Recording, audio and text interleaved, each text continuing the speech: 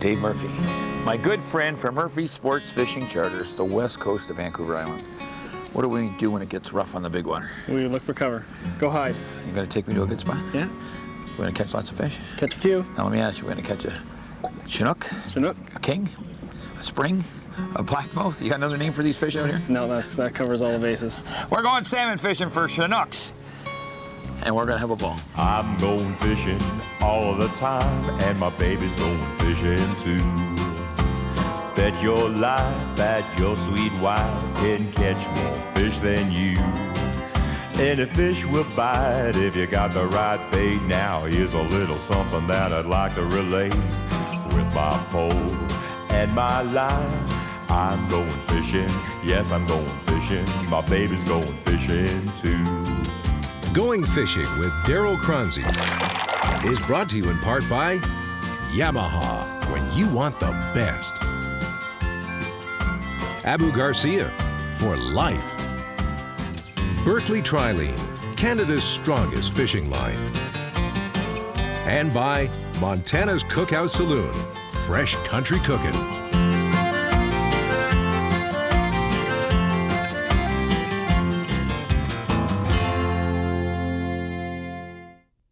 Closed captioning of Going Fishing is brought to you by Fish Crisp, Canada's favorite seasoned coating mix. Whenever the chance arises, Darryl Choronzey will pack his bags on a moment's notice and head for the other side of the mountains. Choronzey loves his home province of Ontario, but he also has a special place in his heart for the province of British Columbia. Now, even in this paradise, it's not always a case of calm water and bluebird skies. In fact, if the truth be known, beautiful British Columbia can also be at times referred to as the Wild West Coast. A west wind can bring in the rollers and the whitecaps, and those old-growth cedars never grew to a height of 100 feet or more in arid conditions. The fishing is always fantastic. It's just a matter of finding the right location away from the elements. Today, Dave Murphy of Murphy's Sportfishing joins Darryl in the hunt for Chinook salmon. The West Coast outfitter and his guest realize that on this day, the open waters of the Pacific are just too rough for filming. Their destination is Broken Islands, a location out of the wind and waves. Dave, what do you got there? Just a coho, I think. Okay, now let me get this straight. We're in early June, right? You gotta release all your coho. Yeah. You can't keep coho till July 1. And there's going to be a pile of them come July 1, let me tell you. Dave, is there going to be a release on just wild fish? Yeah, you keep hatchery coho anywhere you catch them pretty much. There'll be some wild fish opportunities in terminal areas. Yeah. But out here it's hatchery only. But you know what? There's so many hatchery fish in the water now that you can get your limit pretty much. How are you going to tell if they're hatchery fish or wild fish? They're missing their adipose fin. Would you catch as many coho in a day as you would Chinook? Well, we try to avoid them for the most part because these are small. We got to let them go. So, you know, come July when they're a little bigger, we might look at it. Actually, this is a small Chinook. I was going to say that was a Chinook. Yeah, you can see the purple and the... Nice looking little fish, though. Yeah. Now, do you see a lot of them this size here, Dave? No, not too many. Hit that cut bait, eh? Yeah, hit the anchovy. That one's actually a clip. Come from a hatchery, yep. Missing the fin. Now again, it's clipped, but you're saying it's clipped. It's a clipped adipose? Yeah. You don't see a lot of belly clips? No belly clips at all. You wouldn't want to see belly clips, I don't think. No, would you want to walk around with one leg? Well, listen, I'm going to ask you that question later because I've got some biologists back in Ontario, right? And they think there's nothing wrong with clipping belly fins. Listen, any biologists out there, you adipose clip them. If you're going to take a fin clip at all, it's an adipose. There's only adiposes out here. You don't take belly clips. We got some biologists back in Ontario, right? And I mean, I don't want to say the word Dr. Frankenstein, but you don't clip fins off the belly of a salmon, as far as I'm concerned, anyways. Let's get a big one, buddy. Okay. And now for the Flambeau Tackle Selection of the Week. Today we're using a Fenwick F89 Large Arbor Fly Reel with a Fenwick Rigger Stick. Our line is 20-pound Berkeley XT. Our choice of bait is the Williams Quicksilver Spoon with an Oki flasher. And don't you forget your Flambeau tackle box. You know what, Dave? This one's got a little more meat to it. You know. Now you really don't get a lot of your big fish in here, right? No. The big ones are out in the big water. No, not necessarily. Now we had the choice today, right, Dave, to stay in the lodge, Yeah. go out and really pound, or get into this protected water. And hey, this is fishing, you know? It's okay, we're getting a few. And they like these hoochies. Now, Dave, do you see a preference now? Okay, we're in June, right? Are they more hoochie chasing at this time, or are they after the spoons? Well, you know, they're after those needlefish. Okay. Right. So, and sometimes they're on the spoons, but needlefish this year for some reason. Looks like here's one you could have for dinner. You know what? It is a dinner fish. Dave, now, is this an average in here? Yeah, sometimes they might be a little bigger too, but that's a good Good fish dinner for one. in here. Yeah, I'll tell you what, I don't want him going around that Yamaha, Dave. I'm gonna pull him back this way. okay, come on, buddy. Get him over there for you, Dave. You got him? Yeah. All right, Darryl. Okay, Dave, real quick, before we bring him in, right? Yeah. I want to just see, you're not seeing a lot of adipose clip fish? No, right now with Chinooks, it's about 20 to 30% Of adipose. adipose clip. Once you get this fish out of that, we are going to talk about this adipose clipping because I want to go to the hatchery this afternoon Sure. and have a look. That's not a bad little fish, Dave. I'd say, what, 6? 6 pounds, yeah. Now, Dave, again, we talked about this, and I'll let you take that needlefish There's out. that hoochie again. And that's the hoochie that imitates the needlefish. Is that as small as the hoochies come? Yeah, no, there's actually 2 sizes below that. Really? But generally, that's about as small as we go, unless we're fishing sockeye. And even, okay, the hoochie is that size, right? Mm-hmm. You still don't worry about running that big hook back there. That doesn't matter. No, it doesn't. You see the commercial, they run a lot bigger than that. Really? Yeah, for sure. Dave, you mentioned to me earlier, right, that you guys have got a tagging system, and we were talking, you don't clip the belly fins on a Chinook salmon because they're too small. Adipose fin. And Dave, you mentioned to me earlier, I'm going to just take this fish. A lot of times now, they'll do the adipose, they'll stick a nose tag in it. Nose tag, yeah. Right? And then they can read the nose tag. Read the nose tag. Tell you what I'm going to do, Dave. I'm going to watch you. I'll track that fish as you put it in the cooler. I'm going to track you out to the downrigger as you put those rods back on, and we're going to catch some more Chinook. Okay. When anglers visit Vancouver Island, it's tough to beat the angling opportunities available on BC's Pacific Coast. Most fishing operations are 12-month-of-the-year businesses, and some seem to always be on the move in search of the best fishing British Columbia has to offer. But there's more to fishing than just the accommodations. Anglers fishing the Pacific Ocean in search of trophy Chinook and Coho salmon most often stay in land-based lodges. But there is also the opportunity for the choice of on-water accommodations like the Daily Ann that anchor in protected, picturesque wilderness locations close to phenomenal fishing action. But let's not forget those land-based lodges for not only saltwater fishing enthusiasts, but also those pursuing coho and steelhead.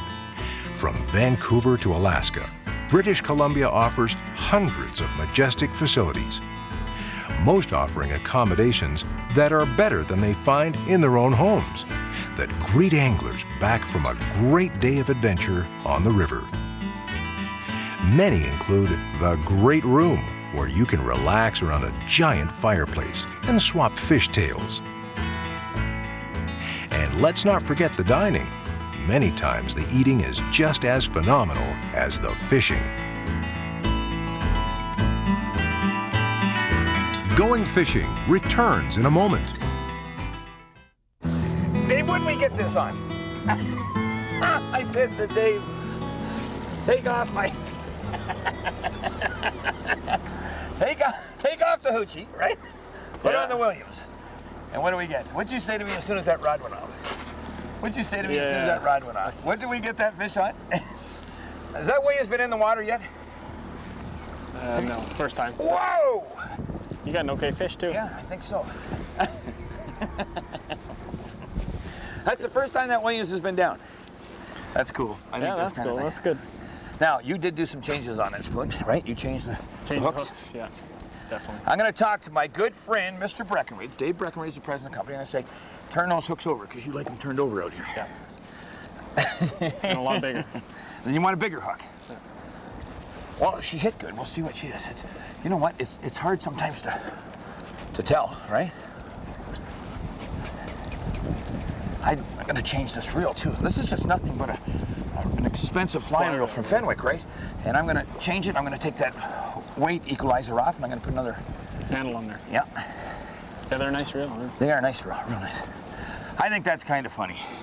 Just down a minute and put the hoochies aside. These are strong fish, Dave. I don't, you don't know how big they are. No, But you they are don't. strong fish. Oh, there he goes. Oh, That is a nice fish, nice eh? fish, Yeah. Darryl. I think we catch bigger fish on these spoons. I bring you out a spoon that I call an Ontario spoon, buddy. I could stay in here all day and play with these fish. You know what? No matter how hard it blows or rains, it's still always calm in here. You got the fish, yeah. Now you got the Oki flasher on, right? Yeah. And we've got the. Now what do we got there? The thin fish, I guess. Yes, we do. Yeah. Now, Dave, when you give this fish the pacifier, right? Yeah. Don't hit my Williams spoon because it just may outfish all those hoochies. Yeah, it's an interesting finish with that. Well, I'll tell you what's happened. Williams just came out with these new painted models. And to be honest with you, I gave them a suggestion, right? And they'll probably never admit this, but I said, I really like a spoon that's got some purple in it, right? So they've gone with the purple sides with a green stripe. Nice, eh? Yeah, I and like it's that finish. black silver. Yeah. That's nice. I've never seen the black silver before. Now, buddy, did I pick that spoon or did I pick that spoon? You did. And you know what we got to say? And I've got to say this. I said to Dave, put out the Williams. I thought you put out the thin fish. You put out the Quicksilver. Quicksilver. Okay? But I still picked out the paint for these guys and said that's the color paint we need. It's a good color. I like that. It's got that black silver on the black back, right? And again, you've got about 3 different types, and I think I'm going to do a narration today on their different spoons, but they've got some spoons that they're using all over the East, and they're great out here. The Quicksilver's great. The thin fish, you said, relates more to your needlefish, eh? Needlefish, yeah. It moves around a little bit too quick, I think, behind the flasher. I thought... But this one's okay. I thought you had the thin fish out there. No. Because we were getting, you were matching those hoochies, right? Yeah. So... No, that's pretty close. Eh? It's a nice finish. Nice size. I had to change the hook and also turn it around. Yeah. Now, we won't talk about these other spoons you use out here, right? We'll just get a lot of Quicksilvers over there, we'll get a lot of thin fish over there, and we'll catch a lot of fish. Okay, I'll put it out here. And now for the Montana's Cookhouse tip of the week. Flashers attract fish under any condition. Weaving, dipping, and diving, these plastic attractors reflect light and catch the attention of salmon. Dave, we already talked about this. We got up this morning, and we had one heck of a storm hit the ocean yesterday. Yeah, yesterday, and a little bit of residue of that storm today. Yeah, and we still got 20 footers. So Dave said, let's go find some islands. What do you call these islands? It's a broken group. The broken group? Yeah. We get in behind the islands, and we've got, almost flat conditions. Flat water, yeah. We're not going to see the bigger fish for the most part. No. But the action's nonstop. Yeah, it's not too bad. As long as the fish leave us alone while we do the tackle down. I told Dave I want to bring out my big level lines. Now on the Great Lakes I run a 6,000, 6,500, the 6,000 series, right? And out here, Dave, I run the 7,700 more, right? 30-pound XT. Like last year I brought out my Abu, I call them the Knuckle Busters, single action, right? And I was talking to the folks at Berkeley and they said, look, take out our big fly reel. It's an 89, large arbor. Large arbor 89. And it works great. Dave was saying, because the fish they're in here, right? They're probably feeding on needlefish, you were saying, right? So we ran your little hoochies. Yeah, just a needlefish hoochie. So I said, let's try some Eastern Canadian lures. And you said, well, I've got the Williams lures, let's try it. Now I thought you had the thin fish on, when the bigger fish hit, right? Yeah. I thought it was a thin fish. You actually put on the Quicksilver. Yeah, it looked the best to me. I like that. Looks nice, eh? That black finish. Now you did, it's got the black, it's got the purple, the black, and the green, right? Yeah. And it's got I guess it's black silver on the other side. On the back. You also made a little change though. This is how it came, kind of a little bit. Little treble? Little treble, not quite enough for the fish out here. And what I did is I just took it and I cut it off. Yep. You don't have to cut it off, but it saves a bit of time if you do. You cut her off. Cut it off, and then take a Siwash hook. This is a stainless 4/0. Now make sure you put it on the right way. You want it facing down. You want the hook point facing away from the belly. Away from the belly. Yeah, for sure. And then this is just a crimp-on hook. Okay. So you just put it in the swivel and you just bend it in. And BC it's barbless, so you got to pinch the barb. Yeah. And you squeeze it down with your pliers. You don't have to buy barbless hooks. It's hard to find a hook that's barbless. Now I sat down yesterday and I talked to your sister Marilyn. She's the vice president of the Sportfishing Institute, right? Yep. We got some good talks on her on identifying fish and how you know which fish are. We were at the hatchery at Robertson Creek, right? Yep. And what's your cook's name? Christy. Christy. And Christy's going to prepare us the fresh salmon. It's fresh Chinook salmon yeah. that we caught on the Quicksilver. Not on the squid. Not on the squid. Okay, we're gonna pull rod shortly and Head in. go in. Eat. Eat. You're not probably gonna be there, are you? No, I don't think Well, so. if you're not there, I'll eat your share too. How's Okay. that? Listen, I had a ball. Okay. And thanks for having me out. Thank you. You've got paradise out here at Murphy Sportfishing. Yeah. Whether it's calm or whether it's rough, there's always fish at Murphy Always Sportfishing. something to do. Yeah. Let's go for it, buddy. Okay. The folks from Williams Lures have introduced some dramatic changes to their fine line of spoons. Long famous for their genuine silver and 24-karat gold-plated spoons, Williams is extending their line to include a number of new finishes that in most cases will still be applied to a genuine silver background. These patterns are detailed finishes that are achieved with modern inks and prints. While the frog pattern has been in the lineup for years using this technology, anglers have been requesting classic red and white, fire tiger, and yellow-red combinations, as well as a special speckled trout combination. Choronzey's favorite Quicksilver spoon has also been given an additional number of color variations. The silver-plated finish has been allowed to show through on the finish side of the lure as well, not only giving more flash, but also a more realistic appearance to the lure. All silver half-and-half finishes are plated with a protective outer coat, which is also baked on, making the spoon basically tarnish-proof and saltwater resistant. Marilyn Murphy, one of the very important cogs of Murphy Sportfishing out here in British Columbia. Yeah, it's a family unit. Marilyn, listen, you are the vice president of the Sport Fishing Institute of British Columbia, right? Yeah. You've also got another role with the fishery out here. What's that? Chairperson of the Sport Fish Advisory Board, Southern Region of British Columbia. Marilyn, for the last couple of years, there's been a major change in the sport fishing in British Columbia. It's like a rebound from when there was few fish. Now you're into the land of bountiful fish. Fortunately for us, we've got a really good suite of biologists in the Pacific region that have some really good tools for monitoring our stocks. They've been tracking the migration route of salmon for over, many, many years now, and they have really accurate ways of knowing which fish are where at what times. So we can make fishing plans that avoid stocks of concern and target abundant species. How do you identify these fish? Well, there's two ways. First of all, we have hatchery fish, and hatchery fish can be adipose fin clipped. Adipose fin clip. You're not taking any of the fins off the belly of these Chinook? No, just the adipose fin. I wish the biologists back in Ontario would listen to me and listen to you and just take the adipose and not the important belly fins. Well, there seems to be a lot of uncertainty about the long-term viability of a fish with a ventral fin clips, so they've chosen to stay away from that for now until there's some conclusive evidence that it is not a deterrent. So for now, they're just fin clipping. Okay, so you do adipose them, right? And you've got other ways of Yeah, well, these fish? these fish, when they're smolts, are in pools in the hatchery. There's a little bone in their ear that's called an otolith, and by raising and lowering the temperatures in the ponds and the hatcheries, it actually puts a ring on this little bone, similar to a ring of a tree. And each hatchery in the Pacific region does it in a different sequence. So each hatchery fish has a different identification mark within that ring. And now this is where the sports fishery takes part. We sample our catch, a portion of our catch. We take the heads, we go in and check that otolith, and then we can track the origin of the fish on the whole west coast of Vancouver Island, the Pacific region.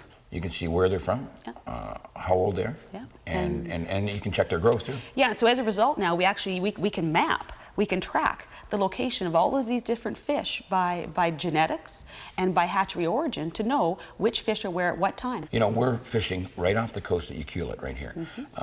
It's June, early June. Are they Canadian fish, American fish, Chinese fish? Whose fish are they? Well, most of these fish out there right now are anywhere between 3 and 5 years old. They're going to spawn this year, and they're probably 75 to 80% American origin for the next 3 to 4 weeks.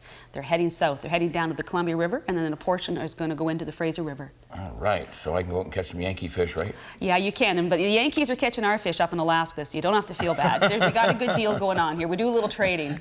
So what you're saying to everybody out there is come to Murphy Sport Fishing and we'll catch all the salmon and halibut and lingcod that you want, right? We'll certainly do our best. We're going fishing as soon as we get through this time. Super. Going Fishing returns with the Duquesne Gas Grill Shore Lunch. I'm with Christy from the Murphy Sport Fishing, right? Yeah. What are you going to do with my salmon chunks? I'm gonna first marinate them with the soy sauce honey base. What's next? I'll do some chilied honey. A little brown sugar. Okay.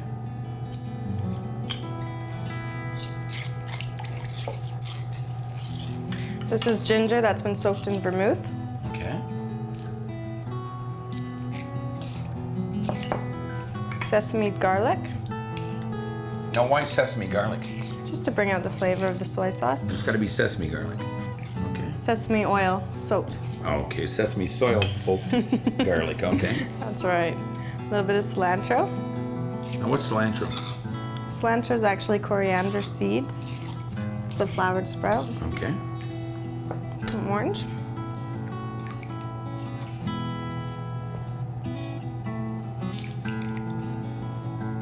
Lemon.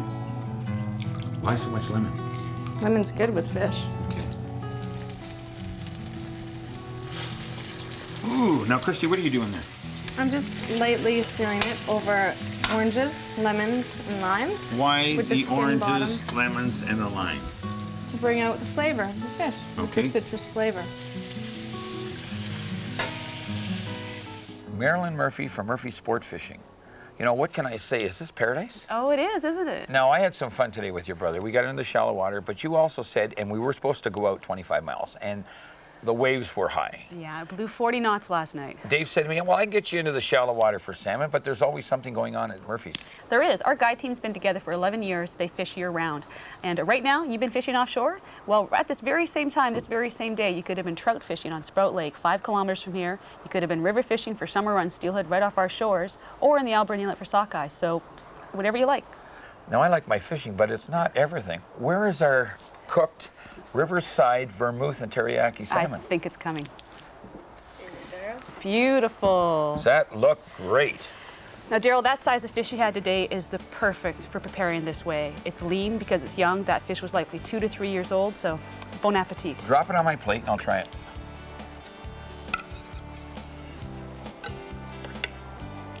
Looks great, Marilyn. You know what they say about these salmon, how good they are for us, all those omega-3 fatty acids. It's gonna make you lean, you better watch it. And I've also heard that you stay slim and you stay smart when you eat salmon. I think that's true. Listen, if you get the opportunity, don't pass up the chance to visit Murphy Sportfishing on the western coast of Vancouver Island. We're gonna eat this, and I'll eat that, and then we'll go fishing. You bet. When traveling to Vancouver, Darryl Choronzey and the crew fly WestJet Airline. When in Vancouver, Darryl and the crew stay at the Park Plaza Vancouver Airport.